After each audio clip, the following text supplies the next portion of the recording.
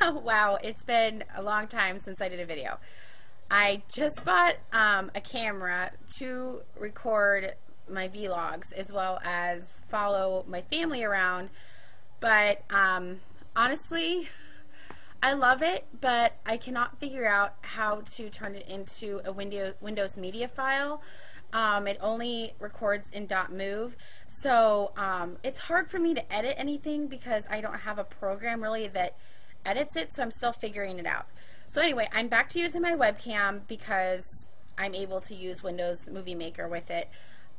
So hopefully you can hear me. If not, I'm sorry. I will be 8 weeks postpartum on Friday. I did have my little boy on March 19th at 8:08 a.m. He weighed 7 pounds 11 ounces and was 20.5 inches long. I had a very beautiful C-section experience. It turns out that I do have a very small pelvis, so I will never be able to have my VBAC. He had a very below average, well, it was average head, but it wasn't big. And he was -1 station. I wasn't dilated at all, and I was like 3 days before when I had him. So I was like 39 weeks and 4 days, I think, when I had him, and he wasn't in my pelvis at all. I wasn't dilated at all. So my doctor seems to think I do have a small pelvis, especially since he was under 8 pounds. So anyway, all my other babies will be C-sections, but that's okay. Like I said, I had a really good C-section. I was very nervous because I don't know if anyone remembers, but my previous C-section was an emergency, and they had to give me a spinal on top of my epidural because my epidural had worn off. And so I ended up not being able to breathe, and so I got really anxious, and so they had to give me medication during my surgery to calm me down, so I don't remember anything. So with this C-section, I got to speak with the anesthesiologist as well as the nurse, I cannot say that, but the RN, who is also, it's not nurse and whatever. You think, hopefully you guys will know what I'm talking about. It's an anesthesiologist that's not an MD, but it's a nurse, and I can't pronounce it. Anyway, so I had him and then the anesthesiologist, and they told me they were going to give me a less dose than the average person because I am short. I'm 5'1.5", and I have a really, really short torso. So the fact that, you know, they compare, I mean, they usually give you just the average size dose, which sometimes if you're tall and you have a long torso, you may not get enough and you feel it. And if you are short like me and you get a little bit too much, then it seeps up to your chest and it feels like you can't breathe. So we talked about that. They wheeled me back into my C-section. We got started about 15 minutes late because the spinal took a while to get inserted. They couldn't, I guess I had really soft vertebrae or soft tissue or something, and he didn't like that. So it took him a while to get it in. They started the procedure. I started getting a little anxious because I really didn't remember a lot of the pressure and tugging that I had with William, but it's probably because I was knocked out kind of. And I was awake the whole time. In my birth plan, I stated that I did not want my baby boy to leave my side unless it was medically necessary. So if he was fine, his APGARs were great. He had no breathing issues. There shouldn't be any reason for him to leave. So they delivered Patrick at 8:08 a.m. It was so weird because it went from this baby who was really high in my diaphragm to when they got him out, I had this like, holy cow, I can breathe again feeling, and it was so weird. And we heard him cry, and I think I have a video posted of his delivery.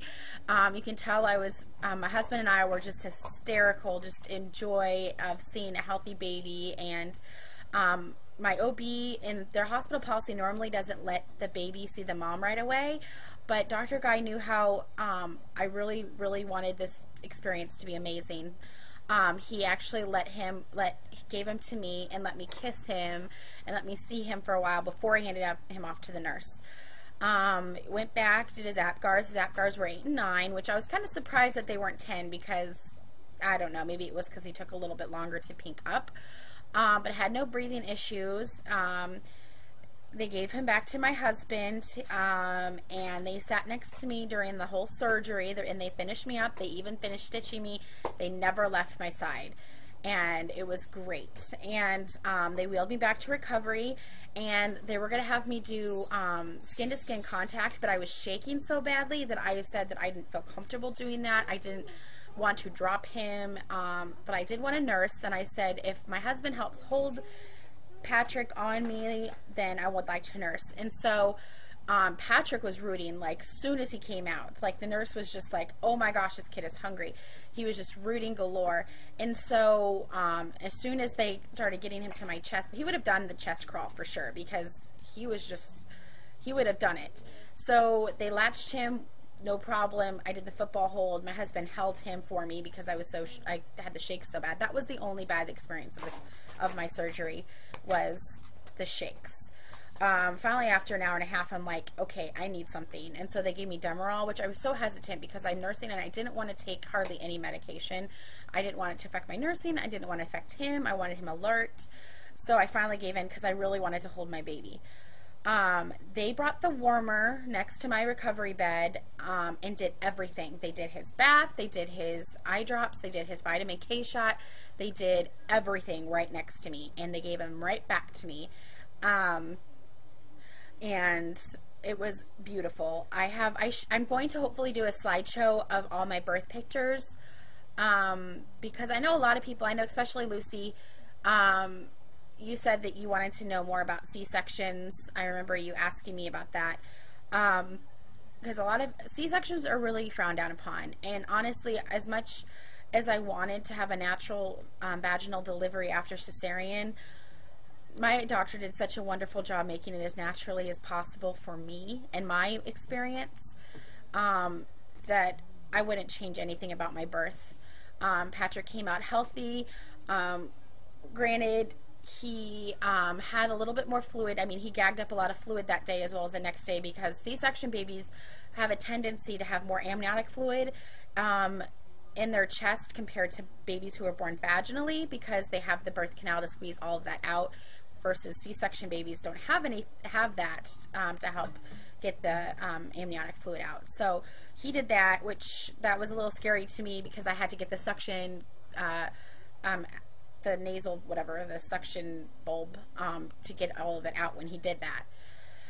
So, yeah. So that was pretty much my birth experience. I got to walk that night. They took me off my fluids. I got 1 bag of fluids after my cesarean. They did give me, Dermamorph, I think that's what it's called, just to last me the day, and that's all I wanted. And then I was on Motrin, 800 milligrams of Motrin afterwards. I did have 1 Vicodin, and I hated the way it made me feel. I felt like I had no control. It made my fatigue a million times worse. So I just opted not to use the Vicodin. And they have actually concluded now, because with William I took Tylenol with codeine, and now they're saying that codeine can have an effect on newborns because it's found in the breast milk.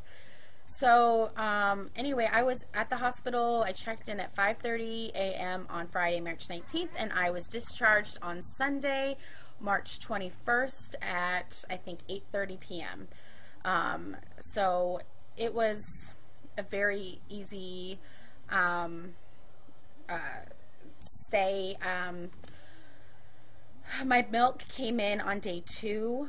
Was really fast. I couldn't believe it.